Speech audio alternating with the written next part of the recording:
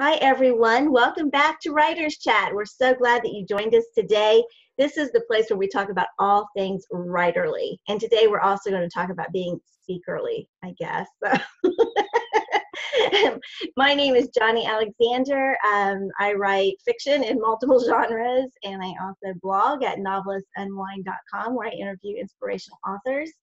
I'm joined by my co-host and my daughter, Bethany Jett, who writes nonfiction, and Stephanie Jones. So right away, we're just going to turn it over to Bethany and let her introduce Stephanie, and then we'll get started on today's topic, the writer as speaker. Yay! Okay, well, it's so much fun. I just want to welcome everybody in the chat too. I'm excited about today because Stephanie is one of those people. When you meet her, you just love her instantly. Yeah. And we met on in a Facebook group. I'm pretty sure it was the 30 Days of Hustle or the Dreamers and Builders group that John Acuff started 6 or 7 years ago, I think. It's crazy. A while ago. Yes. And so we were just saying before we went live, like, you know, some people will say, you know, social media is all these negative things. And I'm thinking, well, like, Stephanie and I have been friends for a long time, and we just met at Write to Publish in person in June, which is great. Okay, so here's a little about Stephanie and why she's fantastic. So what's a cool thing about her is she was a police officer. She was in law enforcement. Her father was in law enforcement, and she married a police officer. So she knows everything that has to do with this from all different perspectives. And her big heart is giving and being generous and intentional. And so she really has created this movement with her first book, and she self-published. So I know a lot of people in here are interested in self-publishing too, so we might skew that way. But her book, The Giving Challenge, 40 Days to a More Generous Life. We're just going to be plugging that for her the whole show because it's amazing. And she does all sorts of things with different like philanthropy and just giving back in so many different ways with so many different groups. And she's built this incredible speaking career as well. And she has a book coming out called The Gratitude Challenge, which she's finishing now. So I'm going to turn it over to her because she's amazing and you are all just going to love her. And Stephanie, I'm so happy to see you and thank you for being our guest. Oh, well, thank you so much for having me. It's so nice to see everybody's faces and get to make connections. I've sat in on writers chats here and there, and sometimes with my work schedule, I go back and listen to them. So it's cool to just be here today. Where do you want me to start? Oh, so much. Good question. Okay, so let's pull in self-publishing with this because when we get clients, for example, who are speakers mostly, and they're going to be selling books in the back of the room, sometimes we encourage them to go the path of self-publishing because they have more access and control over how many copies they can sell and changes that they need to make, and as well as price over waiting on a publisher. So maybe let's start with the books and then how that leads into speaking maybe?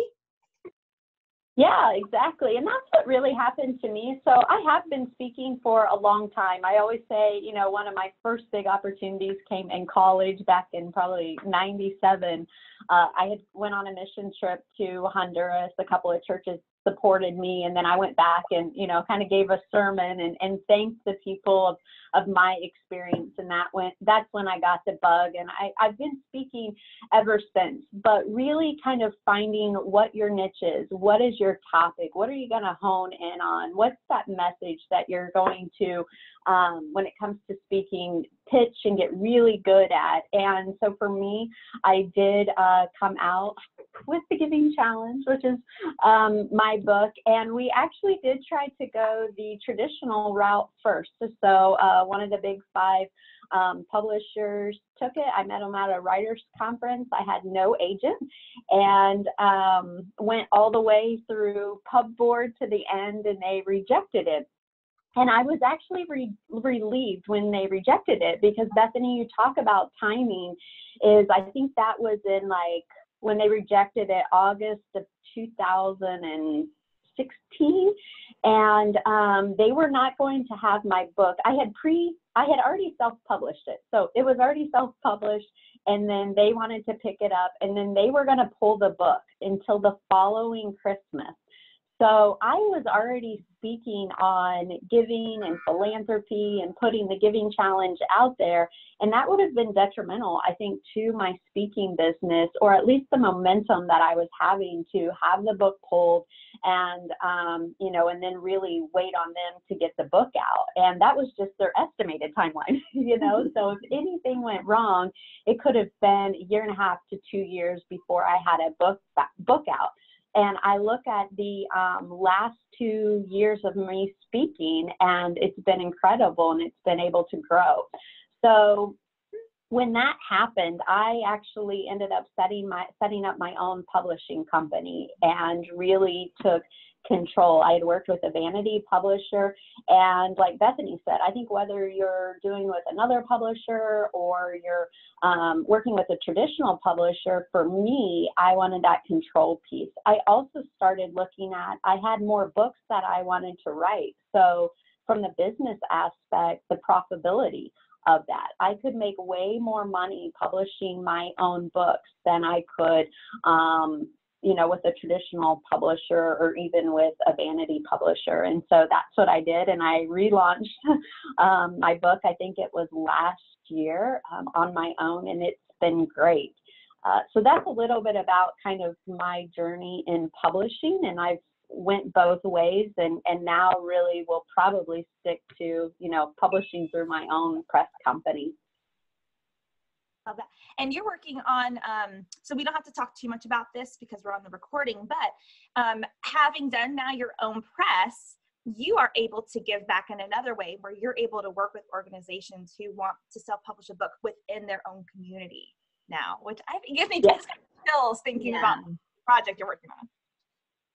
Yeah, I mean, it's really cool. This is what I say is God kind of opens doors. You take a risk, you do something that may be really uncomfortable, and then it's opened up additional streams of revenue for me also, just to do some coaching, consulting, and help others with their book. I love it. Okay, so as writer, as speaker, so let's just all take a vote. And if you're watching this on the replay, like, please leave a comment, and I want to know in the chat. So when you go to speaking conferences, they often say, like, a lot of speakers are writers, but usually you put one in front of the other, like one is your thing. So I guess I'm curious, for those of us in this room right now and for those in the chat, is anyone a speaker first and then a writer, or does anyone consider themselves a writer first and then a speaker, or does anyone say I am both and they are married together and there's not one in front of the other? So I'm just curious. Well, that's a good question about that, because that can be hard. I think they go so well hand in hand. They do. I think I kind of fall in that middle. I think it's a both for me. Stephanie, what do you think? And Mom, what do you think? Yeah, I mean, I originally started out as a speaker who had no intentions of writing. I mean, to be honest, you know, I was not good at writing, good at grammar. I did that when I put out a book.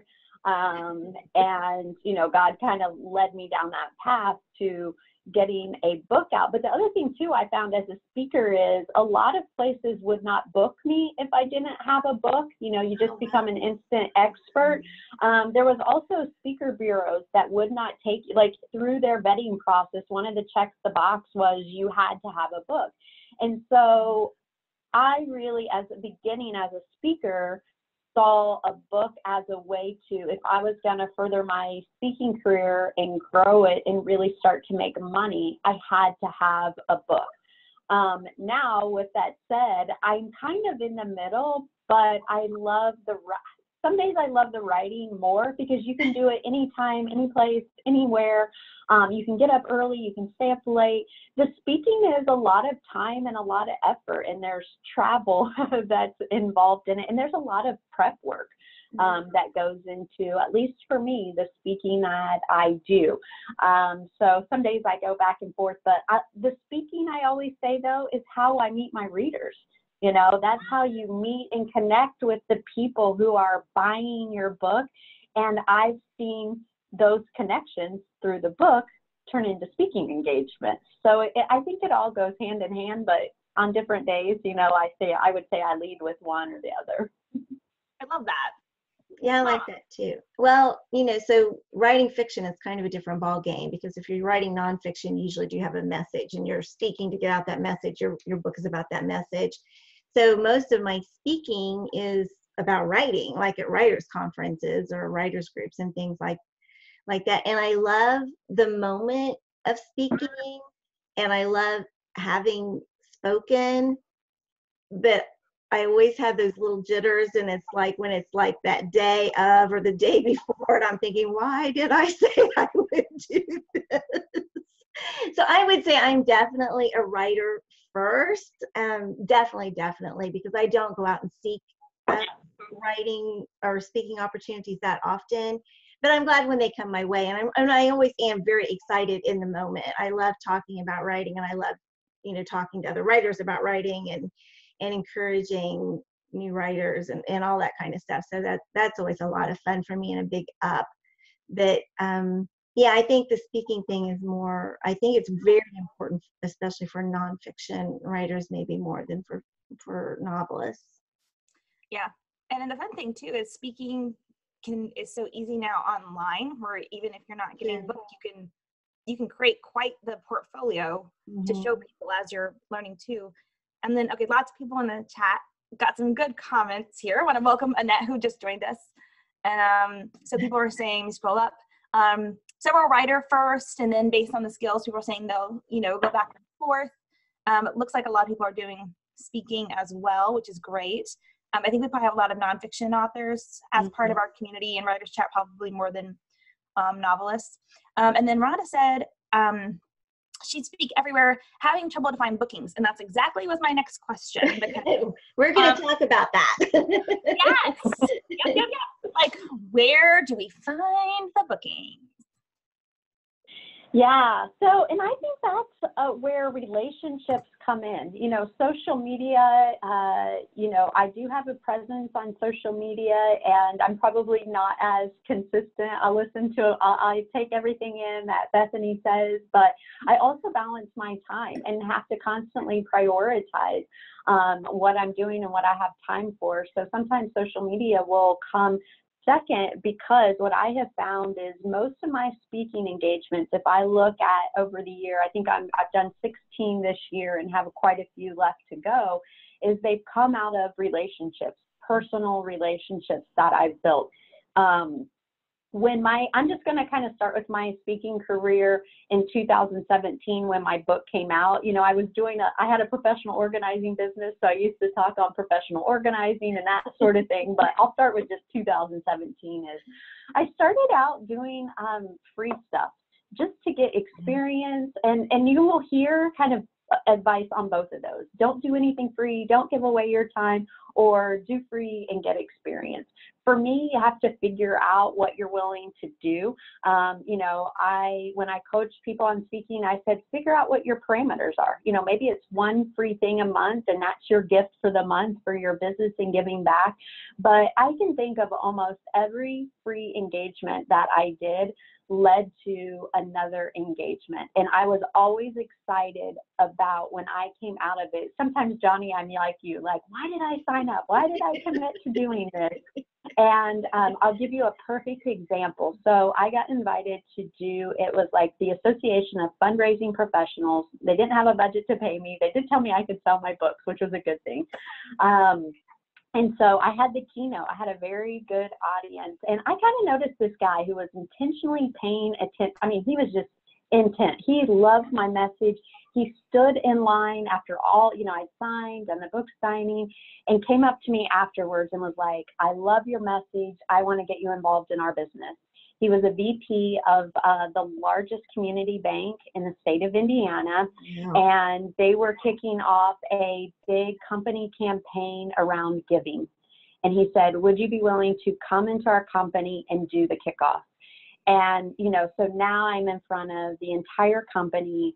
I got video that day. That guy evangelizes me. He's given me great testimonials on and off video. And from there, he has connected me with the Society of Human Resource Management, and I just did their conference, and then I've booked 2 additional fairly large speaking engagements from there.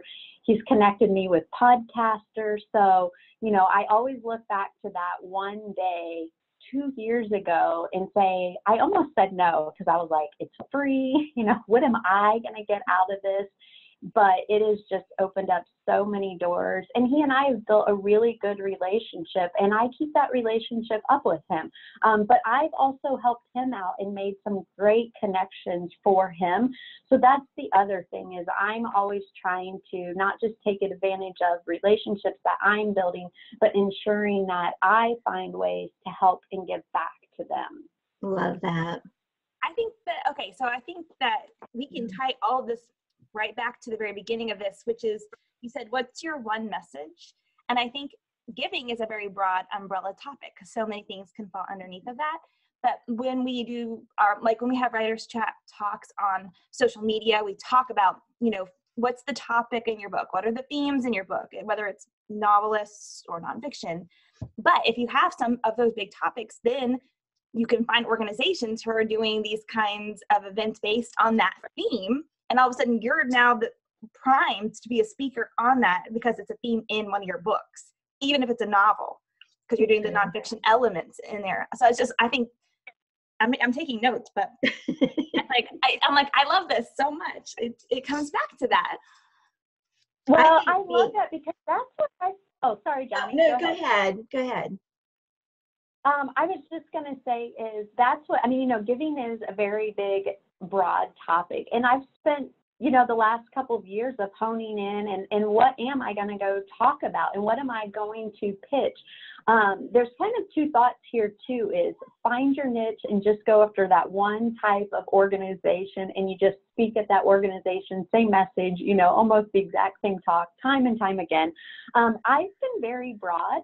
Just because I love meeting different types of people, I'm still trying to figure out where I fit or what I've spoken the Giving Challenge in the classroom and done that for schools. I've done the Giving Challenge for parents and went into schools and, they brought the parents in. Like I said, I've been in businesses, in human resource management. We tied, there's lots of research around giving and gratitude about how you're happier, you're healthier, lower depression, lower blood pressure. And so if you think about human resource management, they're dealing with people all the time. They're dealing with insurance costs. They're dealing with, so it's taking that message, like you said, and figuring out what's important to them and bringing something fresh and new to those types of organizations. When we look at HR, they really weren't seeing someone come in with a message like I had.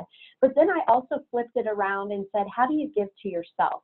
So think about professionals in the workplace. You're going a lot. You have high burnout rates. Your employees have high burnout rates. So we have to ensure that we're giving to ourselves. So that's kind of another message that I give and work on. And that's one I've done with moms. I've done in churches with women's groups. I've done it in leadership women's conferences. So again, a giving message, just flipping it. And it's very different from what my book is on, but then that also gives me another book opportunity. When I get some time, maybe I'll write a book about that. I was just going to say how great it was that you'd gotten into like this corporate world, and then listening to what you were just saying now, I think some of our people who are writers and speakers, because we write mostly for an inspirational audience, we then speak to that inspirational audience. But if you could find a way to broaden that message, like, you and Bethany said, giving can be such a big umbrella, and then there's lots of different aspects to it. Some of us may need to take what would be a more narrow message and figure out a way to broaden it so that we could reach, general audiences, those schools, businesses, those kinds of things. So, maybe just trying to think out of the box a little bit about how you can broaden your message to include those kinds of groups, because just think, the ministry of doing that is just really fabulous too. Yeah. Absolutely. And what I found in business is they really are hungry for those soft skills. So they kind of have the basic things that they have to educate and train people on all the time. But at the end of the day, we're people and we're human. And so they're really trying to find balance in how they do both. And what they've seen, and a lot of the organizers that I talk to, is those sessions are highly attended. is you're having the full rooms with those sessions, because I think people are craving and need that, and just will, even if they can get one thing out of your session and go implement it into their life. One of the ones that I did recently, a lady emailed me and she listed like 3 things that she incorporated into her life. And it was like she had never given herself permission to do that until she heard me speak, and that can be any of us as speakers, is just figuring out what that is, what do we have to offer, what's our message, and then how do we position it around the group that we're targeting. Oh, that's good. That's a good little outline right there. Like, can you say that again? Do you remember exactly what you said? Say that again. Probably the most important part was to, know your message and be able to position it around your group. I mean, that was fabulous. That was fabulous. We have a couple questions in the chat. Rhonda asks if you've had much success with mailings or cold calling to churches, if you've ever done anything like that. Yeah, so right now I haven't done cold calls or mailings. I have a mailing ready. I just haven't pulled the trigger on it. I have like a few edits. So this is how like life is we have like a little thing to do. We just keep delay, because it's like we have this fear of actually like taking action and maybe getting rejected. But I have not. I've worked with several churches, but I will say churches have been hard for me to get into, which is kind of sad at the end of the day. But I have found them probably the most difficult audience to get in front of, or for them to trust to bring you in, and that you're going to do a good job. It's going to be, I had a lady who wanted to see my whole talk and came back and said I didn't have enough scripture in it. And so for me, those are the difficult things, because I'm more of living out scripture. The very first quote in the beginning of my book is preach the gospel, if necessary, use words. So I do incorporate scripture, and I tie back like personal life stories back to stories of the Bible. And I always say like the ultimate giver was, Jesus giving his life for us. And so unfortunately I have had challenges with churches, but doesn't mean I'm not going to stop. I just haven't targeted them as much because of the difficulty that I had, and it's been easier to go the corporate route. So I don't know if that helps, but that's where I've been at. You mentioned speakers bureaus though too. So for someone just starting out, is that even possible to get involved with a speakers bureau? Yeah, I think speakers bureaus, being very transparent, I think they are harder. A lot of them you have to have a referral into. So somebody who is speaking with that organization have a contract and they refer you in. It's kind of interesting. So I had a speaker agent that wanted to do a contract with me. And I turned them down, and I just said, I really felt God just saying, wait. I still had a lot to hone in on my message and figure it out. And then when I went back to them, their business had exploded. And so they were like, we can't take you on anymore. So that's been kind of difficult to get through that. But what I have found is I did talk to, she used to be like with a speakers bureau, and she said, for the first couple of years, I don't recommend people having speaker agents or working with bureaus, because she said, you have to figure out how to sell yourself and how to pitch yourself and what works, and the questions that event planners and organizers are asking, and tailoring your message and really refining what you're doing. And then she said, when you've done that consistently and you've started to build up your business, then that's a good time that you hand off, because now you're handing off something that you really know that's been successful. People are more willing to take a chance on you because you have this track record. And so that's kind of where I'm at right now. I still want to finish out this year, but I feel like going into next year, I'll start back up of trying to get either an agent. And for me, it's just a time issue. It's a lot of time to do that sales and marketing on your own. And I don't want to say building relationships, because I'm always doing that, but I just have a ton of conferences. So you talk about social media. I mean, I'm always just looking at conferences or when things pop up, screenshotting and going, okay, that would be a good one. I need to follow up or just send them a note or send them information. But at the end of the day, that takes time. And it would be great if I could just send that to somebody and say, here, I think I would be a good fit for this. And here's the reason why. And then they run it for me. Wow. Sorry, I was muting. I had this background noise. Like going back to. Yes, lots of things in the comments. Sherry Lynn said that she said lunch and learns about active listening. So that was her topic, and to contact those. And poor Tina said she's mailed a lot of postcards and didn't get a response. And you know what? I felt bad because when we were in youth ministry, we would get a lot of those postcards and they went right in the trash. Because usually it wasn't enough to get us to type in the website, it was just like, oh, I don't have time to do this right now. And it's a sad thing, but it was true. So I think, me, I'm big on personalization. So my plan, report back to me, or I'll report back to you guys in maybe 6 months when I actually execute on my mailing. But mine's a couple of pages. It's bright. It's got a lot of pictures. It's got testimonials. It has a couple of my talks on there. But everyone that I've started to work on, it's a personalized handwritten letter that's included in that. And then I've got bright teal envelopes. So, it's really catchy. Everything's going to be handwritten on the front. So at least it looks personalized. And I figure, hopefully they'll see, oh, bright teal. Fun, let me open it up, all my stuff's in color, lots of pictures, so I'll let y'all know how it works out, but that's kind of my strategy of, when I do a mailing, that's what I've put together for it. I think that stuff makes a difference, because otherwise it looks like, like in political season, you get like your mailbox is filled with those things. They're all just super, they just go in the trash. I was thinking how much money they waste. Except, you know what it is, and they can do this because they've got the campaign money to do it. It's they know that it's going to go in the trash, but it's seeing the same name over and over and over again. That's really what they're wanting more than anything else. So I think that's part of it too, is that, someone needs to see your name multiple times. And then it's like, oh, oh yeah, this person must be good because their name keeps popping up. Do you follow up the mailing with an email?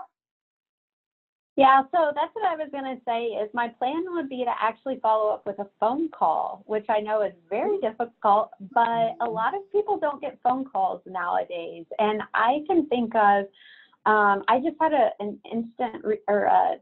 instance recently where an employee heard me speak, went back to the company, said, hey, Stephanie would be great for this leadership thing we do. The lady actually reached out to me, asked for a proposal. I sent a proposal, and then dark. Like, I didn't even know if she'd received my proposal. Like, no, thanks, I got it, or anything.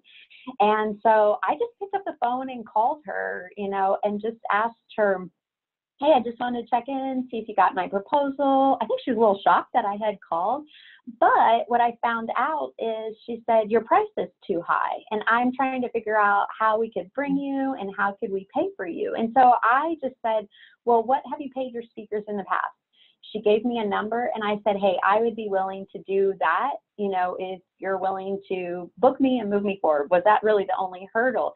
She said yes. And so I ended up signing a contract with them, but then they've come back and they're going to order books, which will probably get me to where I was originally. And since I print my own books, I have a pretty good profit margin. So I found picking up the phone, that's one example. Another example is a guy, I worked on him for 2 years to keynote their Chamber of Commerce. And I called him multiple times. Finally, one day I sent him a couple emails, never responded. I was going to be near his town and just said, hey, I'm coming through. Could I stop in and meet with you? And he said yes. And when I walked into his office, he said, what do you want? I said, I want the keynote at your conference. And he said, what would that look like? What would you do? And so I pitched a couple of ideas. He liked it, took about back to his board, and I keynoted that event in June.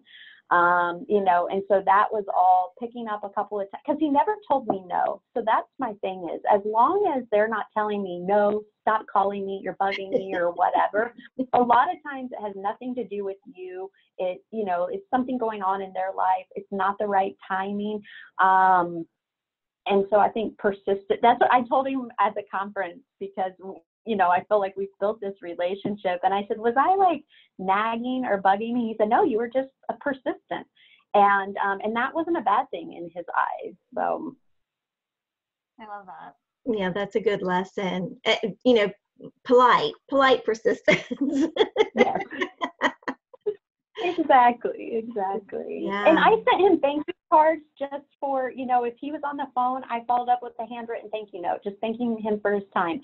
I sent him a copy of my book, just, hey, you know, here's a copy of my book. I thought you might want to see what I write about. So those are the other things, like in between the calls, is Johnny said it earlier, was just like staying in front of them, remembering, because these people have so much going on. And, you know, he was the executive director of a chamber. Like, planning this conference was just one little thing that, you know, he had on his table or on his plate with a lot of other things. Yeah.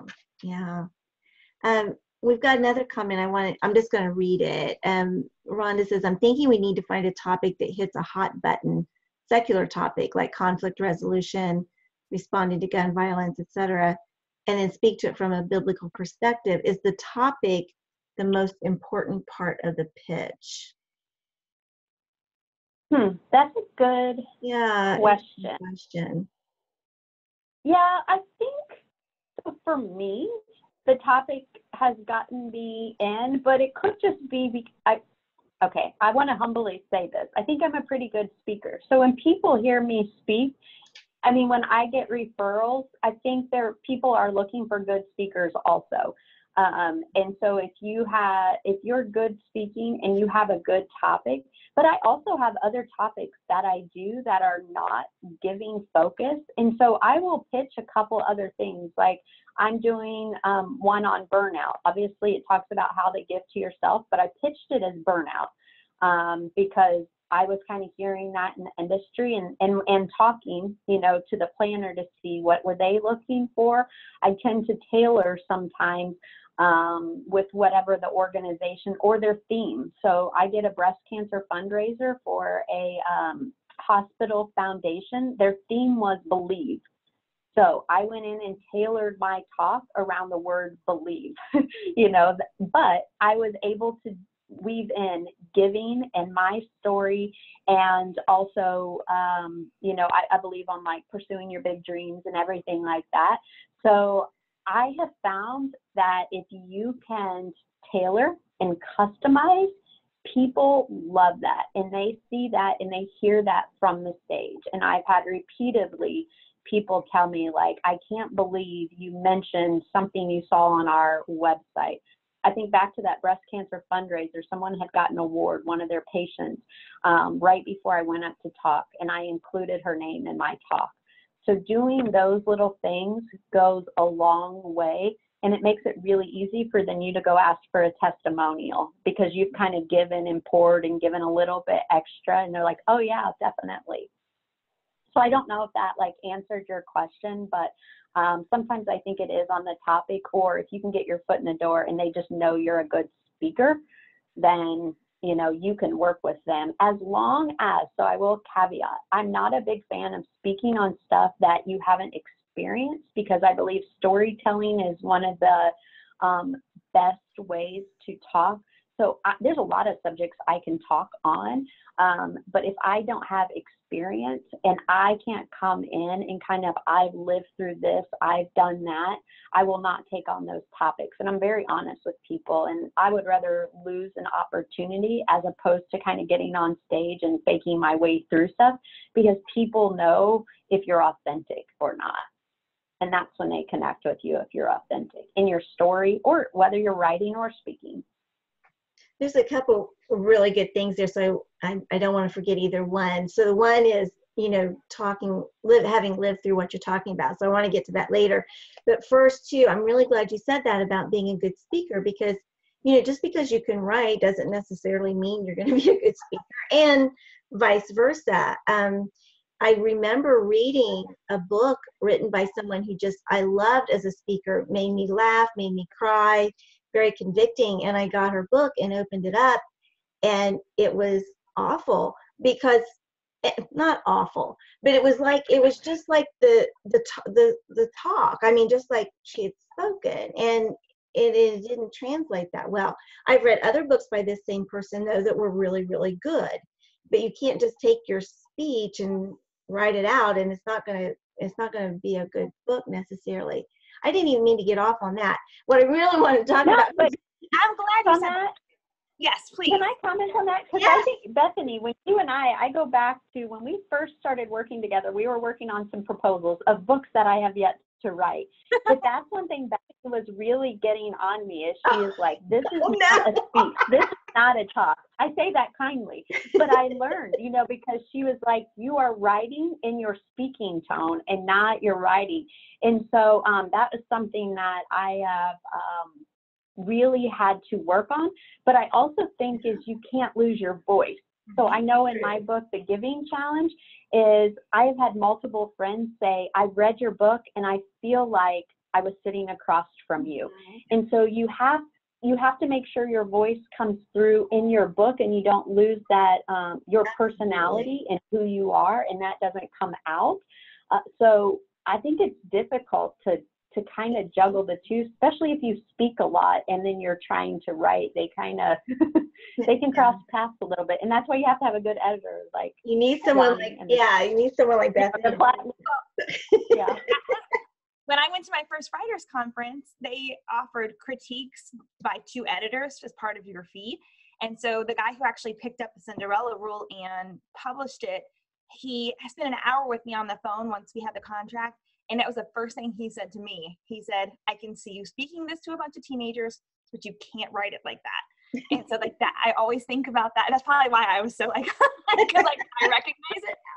But I think what's great about this too is it just comes back to the point, because it's always going to be in a different tone. You have to rework the same message. You can share a speech about something in the book and write an article on it, and you're not losing anything. You're actually increasing the audience who's going to want the book, because you're sharing it in the different platforms, because you have to use different style and tone. And I think that was just really important. Okay. Well, then I just wanted to go on. Yeah, so we got that. I'm glad we talked about that. Also, just improving your own speaking skills, and not just thinking you can just get up and talk, because we all know how to talk, right? But there is a skill to it. And I mean, I know I've been amazed just in recent years seeing, there's like these national magazines geared towards speakers. I mean, it becomes very precise about timing and, and all these kinds of things. There's us, and then there's speakers like Stephanie, and then there's just these, not that you probably are at the top, but you know what I mean, the people that get like thousands and thousands and thousands of dollars, and they really study every nuance of what they're saying, every word, everything. It's just really amazing.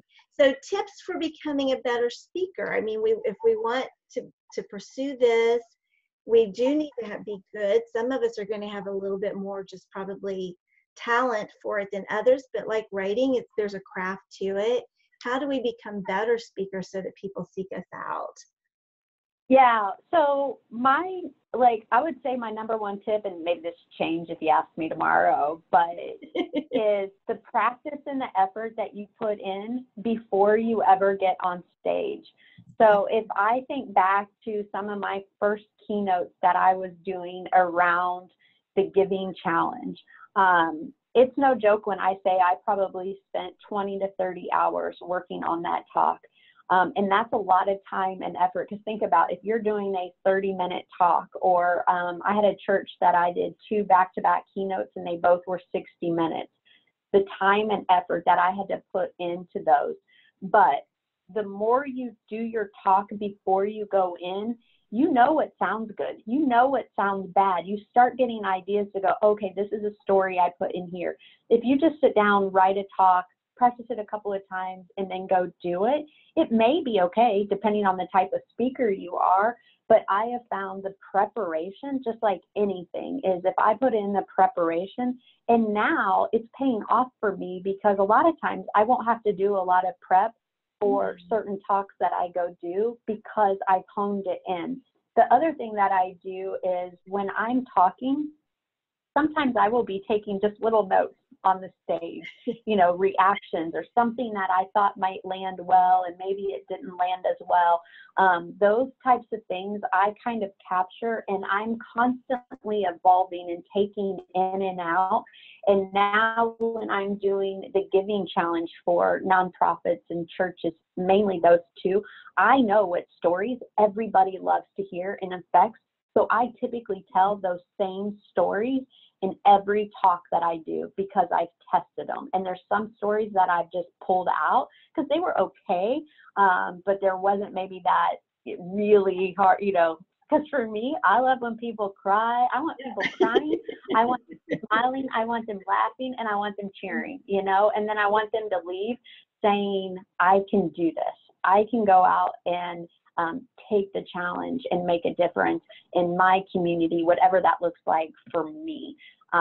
So I think those are kind of the two, going into preparation, but always being willing to evolve.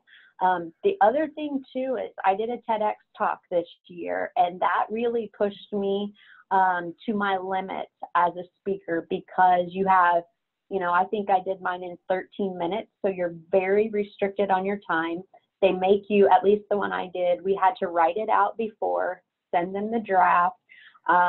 They can critique you. You have to send them video of you doing the talk multiple times. They can critique you.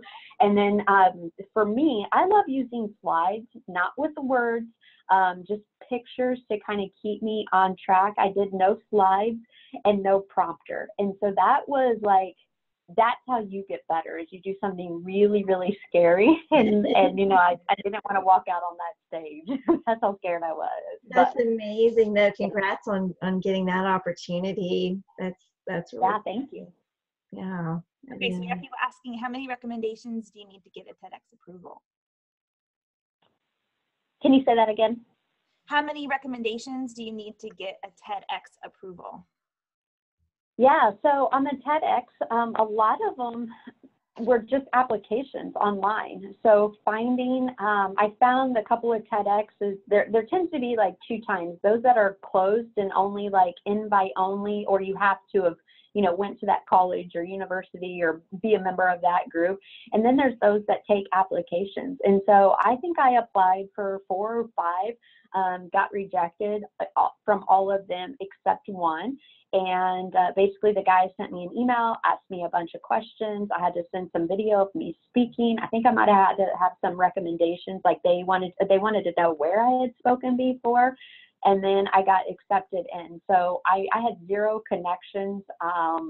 You know, it was literally just online late one night looking to see who was taking applications and applying. And like I said, some of them I got rejected, and I finally, you know, got one that hit. So I will tell you, somebody had mentioned something about conferences as well. And then you mentioned it earlier, I think, and part of what you were saying. And we may have talked about this, I can't remember, but when conferences are coming around, they're probably planning for the next year.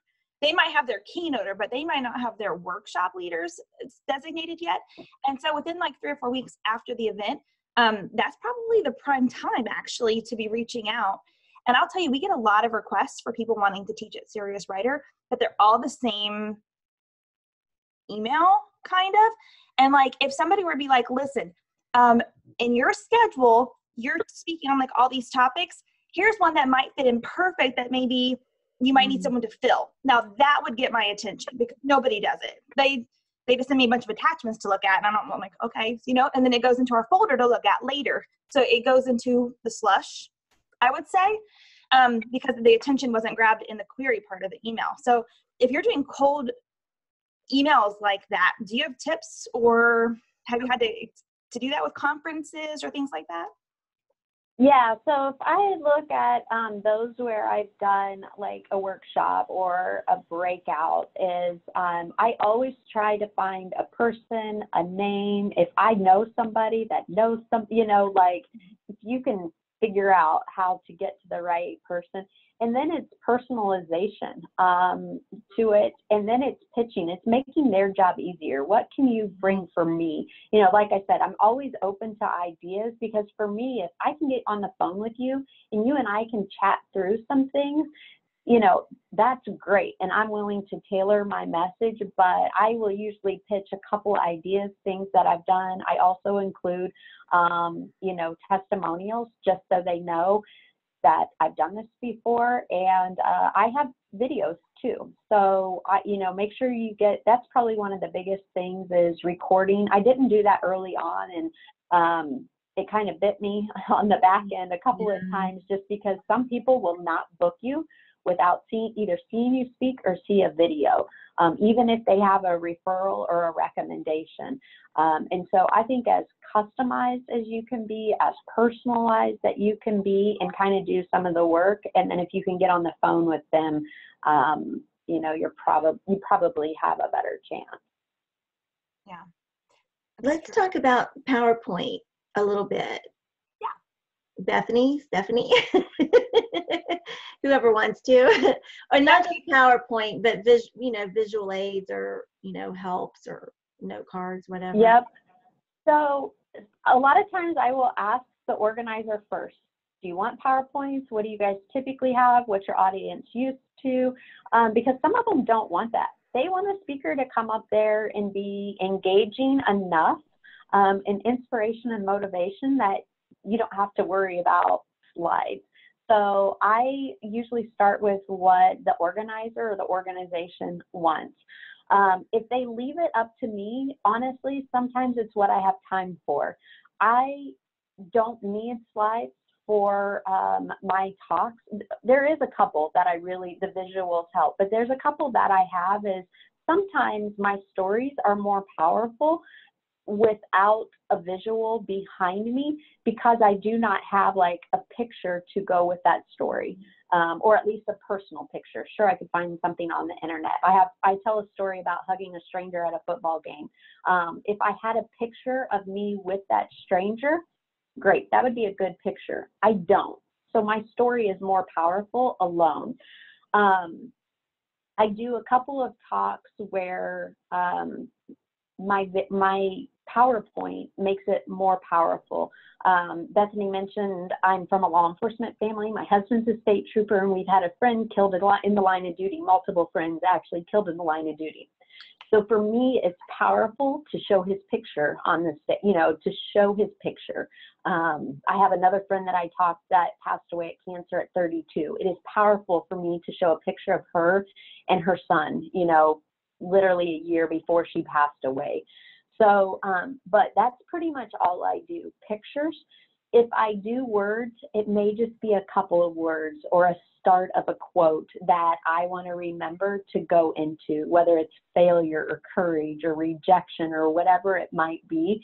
But if I'm using a PowerPoint, I typically have no notes. I'm just going off of, you know, those pictures in the slides and stories that I've got in my head, and I've built the transitions in that I can just use the PowerPoint. And with Canva, you can do some beautiful PowerPoint. Yeah, Canva. And you can brand, you know, I mean, the Canva is using your brand and your colors, and I have a logo on every slide because it ups your game. You really look professional, you know, no matter what organization you're going into, if you have your branding behind you. You just always have to be careful, and I think this is part of what we were talking about in the chat too, that you're still able to give that talk even if the technology fails. You've got to be able to do it without any help. And I've had that before, so yeah. I always recommend having a copy of your slides. So I'll print out my slides so I have them because I have had that happen. Also know, I usually have notes. If I'm doing slides, a lot of times I'll just have bullet points that I can look at to know that if I didn't have my slides, Here's what the slides are, you know, to basically get me through a talk.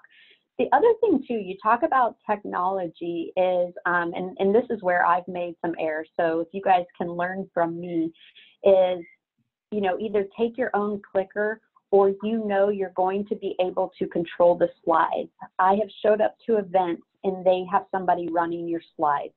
That is very difficult as a speaker because you lose your flow. You have to pay attention to, you know, nod your head or whatever. And you kind of have to remember like what your slides are. And that can be very painful. And you can take a really good talk and a really good speaker and it not go so well.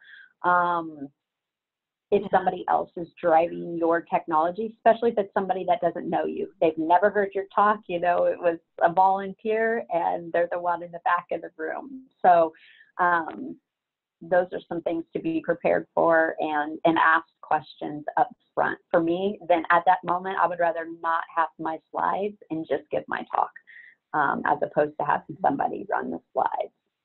I also have done a talk with an interpreter, which is very interesting and hard to do also, but that will stretch you outside of your comfort zone. So when you get opportunities or people to ask you to do different things, and it ended up being a really cool experience. I was at a church up in Alaska and I had done those back-to-back keynotes and they said, hey, would you come, you know, do our Spanish service? And I was like, well, I don't speak Spanish. And they said, well, we'll have an interpreter for you. And I was like, okay, why not?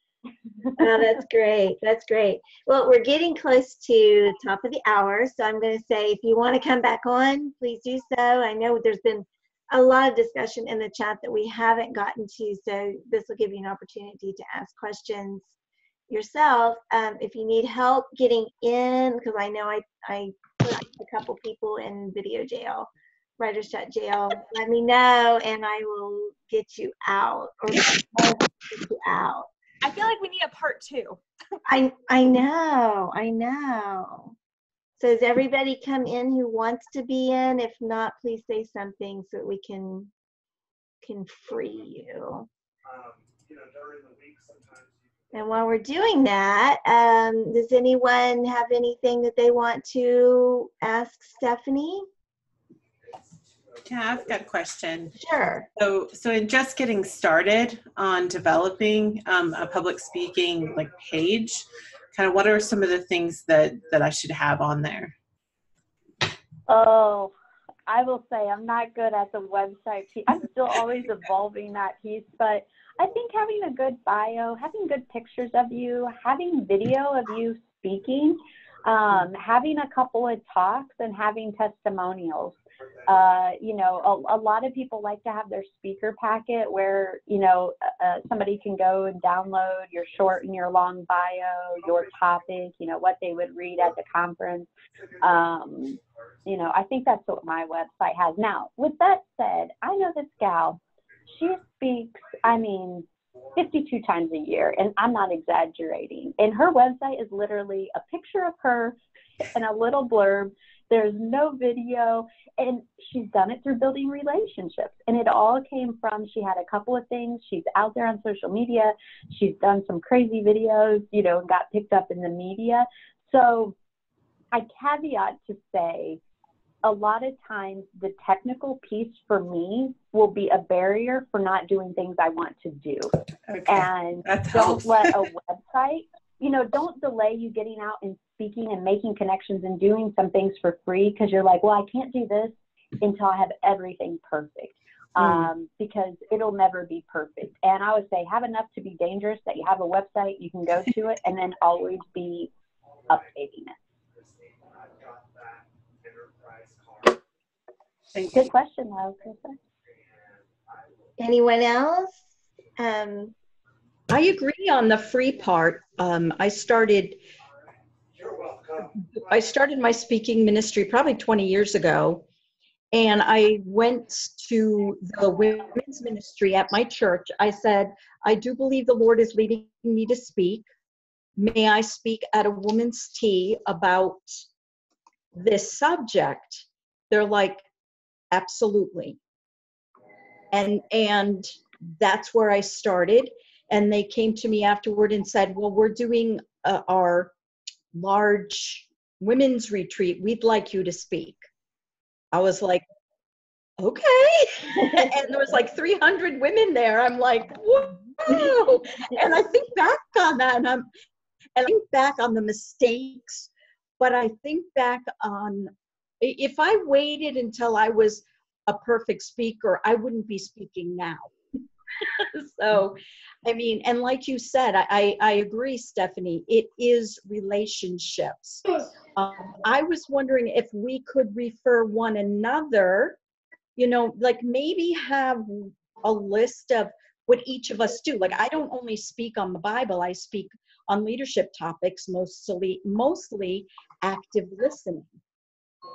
And if we could do that, if we knew what each other spoke about, maybe we could refer one another. Am I overstepping my boundaries by saying that? Why don't we just put something in the Facebook group where everyone can list like what the kind of things they talk about? And then that would be like, we could maybe make a file.